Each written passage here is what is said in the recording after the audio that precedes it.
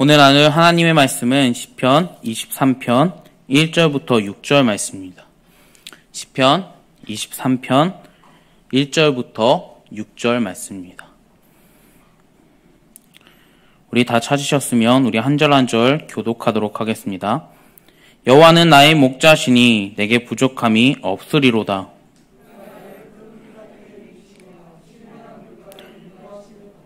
내 영을 송행시키고 자기의 이름을 위하여 의의 길로 인도하시는도다.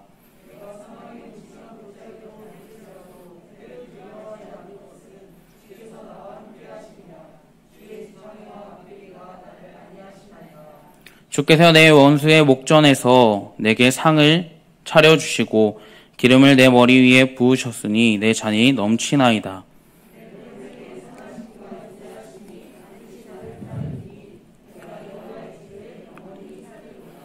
아멘. 오늘 본문 속에서 다윗은 자신을 양으로서 비유하고 있습니다. 그러면 우리가 양에 대해서 함께 알아보고 시작하도록 하겠습니다. 첫 번째로는 양은 피조물들 가운데서 미련한 존재 중에 하나입니다. 양은 이리저리 헤매다가 그곳이 불구덩이인지 물구덩이인지 사망의 골짜기인지 낙심과 절망의 자리인지 알 수 없고 계속해서 돌아가고 행동합니다. 두 번째로는 양은 올바른 길로 나아가지 못하고 찾지도 못합니다.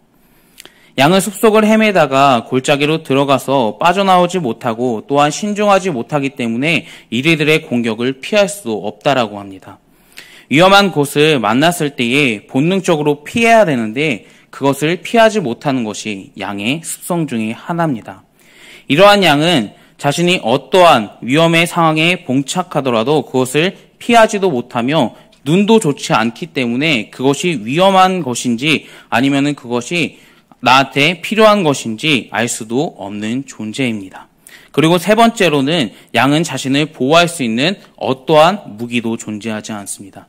양은 다른 동물과 같이 이빨이 날카롭지도 않고 카멜레온과 같이 자신의 몸을 색깔을 변화시켜서 보호 색깔을 입히는 것 또한 불가능합니다. 또한 북어와 같이 자신의 몸을 부풀림으로 인해서 강자들의 위협을 그리고 접근 속에서 막을 수도 없는 존재입니다. 또한 마지막으로 노루와 사슴과 같이 발이 빠르지 못하기 때문에 강자들의 공격에서도 쉽게 헤어나오지 못하는 존재가 바로 양입니다. 이처럼 양은 자신을 보호할 수 있는 것이 하나도 없는 존재입니다. 때문에 자신을 보호해줄 목자가 꼭 양에게는 필요합니다. 목자가 양이 없다면 그것이 사망의 골짜기인지 아니면은 사자의 목구멍인지 알 수 없고 그것이 푸른 초장, 실만한 물가인지 찾아낼 수도 없습니다. 시편은 기록하고 있는 다윗은 양의 특성을 누구보다 잘 알았던 인물입니다. 그러면 왜 다윗이 자신을 양으로서 비유하는지 함께 알아보도록 하겠습니다. 먼저 1절에 보면은 여호와는 나의 목자시니 라는 고백을 하고 있습니다. 이 고백을 우리가 조금 눈여겨서 봐야 됩니다. 다윗이 자신의 아버지의 집에 있을 때에 어떠한 일을 했습니까? 사무엘상에 따르면 이렇게 나와 있는데 그는 들판에서 양을 치던 목자였다라고 이야기해주고 있습니다.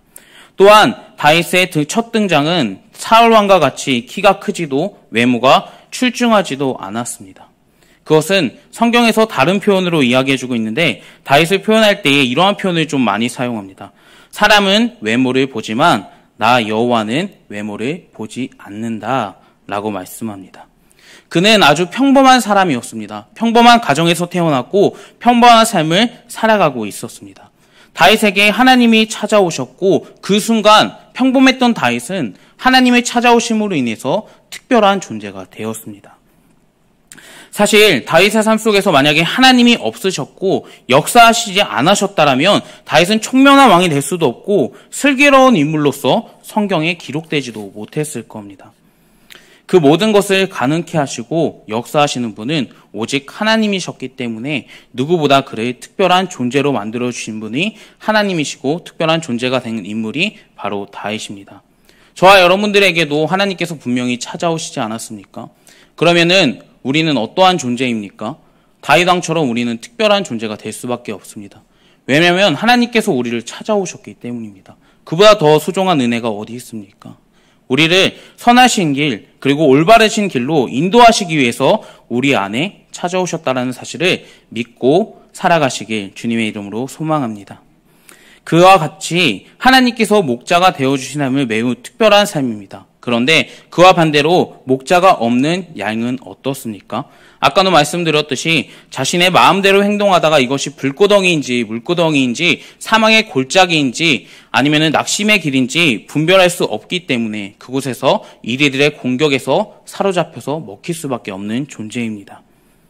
현 시대를 살아가고 있는 사람들과 동일하지 않습니까? 사람들은 계속해서 인생의 계획을 세우고 있습니다. 그리고 인생을 내 힘으로 어떻게든 노력해서 성취하려고 합니다.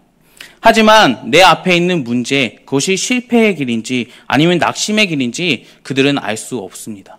하지만 계속해서 노력하죠. 이것을 어떻게 하든지 내 힘으로 이루어내려고 하죠. 그리고 하나님을 더욱더 떠나고 하나님을 더욱더 믿지 않으려고 합니다.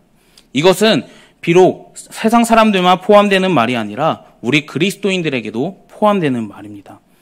현 시대를 살아가면서 우리 그리스도인들에게도 분명히 나타나는데 어느 순간부터 하나님께 기도하는 것보다는 나의 경험을 의지하는 모습, 그리고 하나님을 찾는 것보다는 나의 삶을, 나의 힘을 의지하는 삶을 살아내려고 노력했던 그리스도인들이 참 많습니다. 우리는 이 점을 꼭 경계하면서 살아가야 됩니다. 삶을 살아갈 때에 내 경험과 내 힘을 그리고 내 생각을 의지하여서 그 목적을 달성하기 위한다라는 것은 아주 착각과 교만한 삶이라는 것을 우리는 알아야 합니다. 온전히 주님만을 섬기실 때에 나의 모든 것을 내려놓고 하나님만을 따라가고 하나님께서 나의 삶 속에서 인도해 주신다는 사실을 믿고 살아가시길 주님의 이름으로 소망합니다. 성경 속에서도 이러한 자신의 힘을 의지했던 사람들이 많이 나옵니다. 특별하게 살펴볼 것은 믿음의 계보인 아브라함의 그러한 집입니다. 아브라함과 이삭과 야곱은 자신의 생각을 의지했을 때가 있었습니다. 그 순간에 삶 속에서 실패하는 모습을 보여줍니다. 하지만 그 모든 것을 하나님 앞에 내려놓고 하나님을 다시 한번 따르겠습니다 라고 결단했을 때에 하나님께서는 비로소 그때부터 일하시기 시작하였습니다. 주님을 나의 목자로서 인정하고 고백하는 삶은 이러한 삶입니다. 나의 모든 삶을 철저하게 내려놓고 나의 생각을 모두 버리고 오직 하나님만을 따라가겠습니다. 오직 하나님만을 신뢰하겠습니다. 하나님, 나를 사용하여 주세요. 라고 하는 삶이 바로 하나님께서 나의 목자가 되어주신다는 사실을 인정하는 삶입니다. 그러면 오늘 본문을 통해서 우리가 몇 가지 알아볼 수 있는데 오직 하나님을 어떻게 따라가야 되는지 우리 함께 나누도록 하겠습니다. 그러면 첫 번째로는 하나님은 나의 참목자심을 우리는 기억해야 합니다. 다윗의 삶 속에서 양으로서 비유해주고 있습니다. 양은 성경 속에서 가장 많이 등장하는 짐승입니다. 또한 양은 사람으로서 비유할 때가 많이 있습니다. 이사야서 53장 6절 말씀을 우리는 잘 알고 있을 겁니다.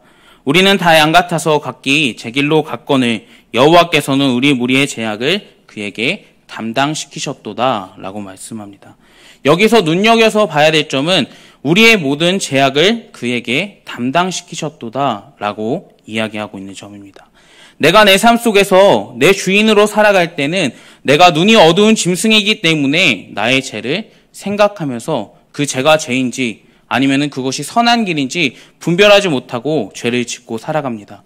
하지만 하나님께서 나의 삶 속에서 찾아왔을 때는 어떻습니까? 그 삶과 정반대의 삶을 살아갈 수밖에 없습니다. 그것이 죄인지 확실하게 분별할 수 있는 시야가 생기고 확실하게 하나님만을 따라갈 수 있는 힘이 생기고 분별력이 생깁니다.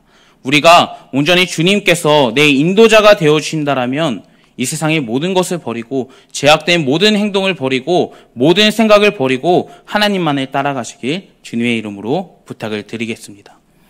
본문으로 돌아가서 여호와는 나의 목자시니 내게 부족함이 없으리로다 라고 하고 있는 말씀에서 부족함이 없으리로다 라는 점을 우리가 조금 주목해서 보길 원합니다. 이 부족함이 없으리라는 단어는 모자라다, 결핍되다, 부족하다라는 의미가 담겨 있습니다. 이 단어는 부정어로서 절대 아니다, 전혀 아니다 라고 하는 것을 지니고 있습니다.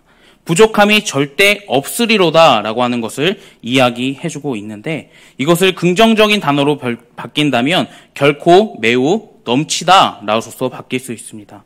다시 말하자면 하나님께서 나의 목자가 되어주신다면 내 삶 속에서는 결코 부족함이 없을 거다. 내 삶 속에서는 하나님만을 따라가면 결코 그것은 풍족한 삶이 될 거다라고 하는 점을 우리는 본문을 통해서 알 수 있습니다. 하나님께서 인도해 주시는 삶은 바로 그러한 삶입니다. 온전히 주님만을 따라가는 삶은 확실하게 하나님께서 인도해 주시는 삶은 그곳에서 풍요로운 삶, 그리고 주님께서 선하신 길로 인도해 주시고 안전하신 길로 인도해 주신다는 사실을 믿고 살아가시길 주님의 이름으로 부탁을 드리겠습니다. 두 번째로는 어디 가든지 하나님께서 함께 해주시면 두려워할 필요가 없습니다.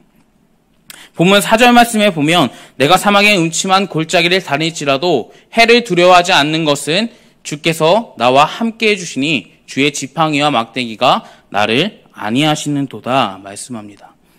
우리가 사망의 자리, 그리고 낙심의 자리, 절망의 자리에 있음에도 하나님을 믿는다는 것은 두려워할 필요가 없다라는 겁니다.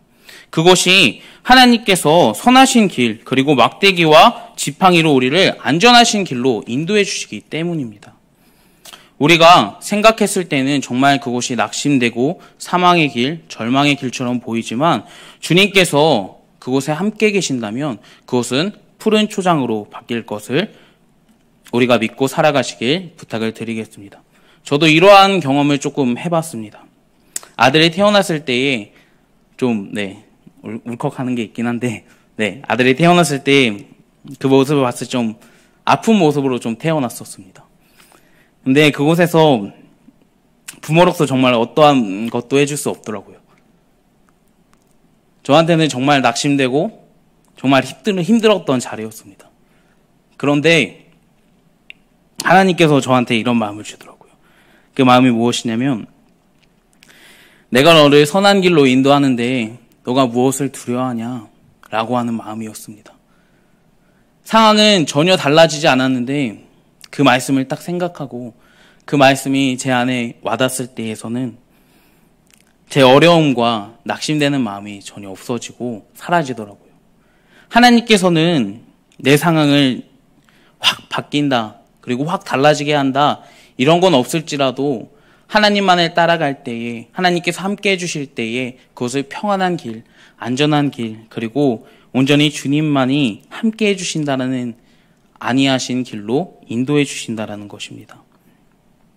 다윗도 똑같았습니다. 사실 다윗은 왕으로서 살아가고 있었는데 다윗의 삶 속에서 왕이라고 한다면 아주 화려한 삶을 살았을 거라고 생각하지만 다윗은 자신의 아들인 압살롬이 자신을 죽이려고 했고 그리고 자신의 장인인 사울왕 또한 자신을 죽이려고 했습니다. 그렇지만 그러한 상황 속에서도 하나님께서 함께 해주시고 하나님께서 나를 인도해 주신다면 그 위험한 속에서도 그곳은 푸른 초장, 신만한 물가로 누이신다라는 사실을 다윗은 누구보다 잘 알고 있었습니다. 우리 속에서 절망의 길, 사망의 길로 온전히 낙심의 길로 그 자리에 서 계신다면 하나님께 기도하고 하나님만 오직 바라보았을 때에 하나님께서는 그곳에서 우리에게 평안을 주실 것입니다. 오직 하나님만을 바라보시길 주님의 이름으로 부탁을 드립니다. 사랑하는 여러분, 주님 안에 있으면 그것이 아주 평안한 길이고 그것이 바로 푸른 초장이라는 사실을 내 마음속에 새기시길 바랍니다. 세 번째로는 참목자이신 하나님만을 우리는 따라가야 합니다. 본문 6절 말씀에 보면은 나의 평생의 선하심과 인자하심이 정녕 나를 따르려니 내가 여호와의 집에 영원히 거하리로다 말씀합니다. 6절 말씀에 보면은 나의 평생의 선하심과 인자하심을 그분께서 보호해 주심으로 우리는 하나님께서 안위하신 길로 그리고 평안한 길로 그리고 주의 집에 거할 수 있도록 인도해 주신다는 사실을 이야기해 주십니다. 하나님께서는 우리의 참목자가 되어주시면 그보다 더 큰 은혜가 우리에게 어디 있겠습니까? 온전히 주님께서 우리와 함께 해주신다라면 그보다 더 큰 은혜가 세상이 줄 수 없는 행복이 세상에 줄 수 없는 평화가 우리 안에 있다는 사실을 믿고 살아가시길 주님의 이름으로 소망합니다. 다윗은 이렇게 고백하고 있습니다. 여호와는 나의 목자시니 전혀 부족함이 없으며 여호와께서는 푸른 초장으로 인도하시며 쉴만한 물가로 인도하심을 고백합니다. 그리고 원수들의 목전에서 사망의 길에서도 우리를 두려워할 필요가 없는 이유는 나의 평생의 선하신 길을 주께서 인도해 주시기 때문입니다. 라고 고백하고 있습니다. 우리가 목자이신 하나님만을 의지했을 때 죄악된 인생을 버리면서 살아가길 주님의 이름으로 또한 소망합니다. 왜냐하면 우리는 그것이 선한 길이라는 것, 그리고 악한 길이라는 것은 우리의 생각으로, 우리의 시야로는 절대 구분할 수 없습니다. 오직 하나님께서 도와주셔야지만 그것이 선하신 길인지 아니면 올바른 길인지 우리가 분별할 수 있습니다. 우리가 주님만을 따라가실 때에 온전히 주님께서 가장 평안의 길, 안전한 길, 그리고 바른 길로 인도해 주신다라는 사실을 신뢰하면서 살아가길 바랍니다. 마지막으로 1절 말씀 우리 다 함께 읽도록 하겠습니다. 1절 말씀입니다. 시작. 여호와께서 내게 부족함이 없으리로다. 아멘. 우리 오늘 시편 23편의 고백이 저와 여러분들의 고백이 되길 주님의 이름으로 소망합니다. 하나님께서는 분명히 쉴만한 물가로 안전한 길로 인도해 주신다고 합니다. 우리가 인생이 낙심과 힘듦과 어려움과 절망 속에서도 있을지라도 오직 그곳에서 상황을 역전시키실 분은 오직 하나님 한 분이십니다. 주님만을 바라보고 주님만을 생각하면서 뛰길 주님의 이름으로 부탁을 드리겠습니다. 잊지 마십시오. 하나님께서는 영원토록 이 세상 끝날까지 우리와 함께 해주십니다. 하나님만을 의지하고 하나님만을 생각하면서 하나님만을 사랑하면서 우리가 한 걸음 한 걸음 나아갈 수 있는 저와 여러분들이 되길 주님의 이름으로 소망합니다. 기도하겠습니다. 사랑이 많으신 하나님 감사합니다. 우리가 이 시간에 이렇게 하나님만을 의지하고 시편의 고백과 같이 우리가 주님만을 의지합니다. 하나님 나의 길을 인도하여 주시옵소서. 온전히 주님만을 따라가길 소망합니다. 주께서 안전한 길로, 주께서 평안한 길로 인도하여 주시옵소서 라고 고백할 수 있는 우리가 되게 도와주시옵소서. 아버지 다른 것을 바라보지 않게 소망합니다. 오직 주님 안에서 참 평안을 누리면서 살아갈 때에 오직 하나님께서 하셨다라는 고백을 고백할 수 있는 우리가 되게 도와주시옵시고 우리의 삶을 인도하여 주시옵소서. 아버지 감사드립니다. 이 모든 기도 우리 주 예수 그리스도의 이름으로 기도드리옵나이다. 아멘.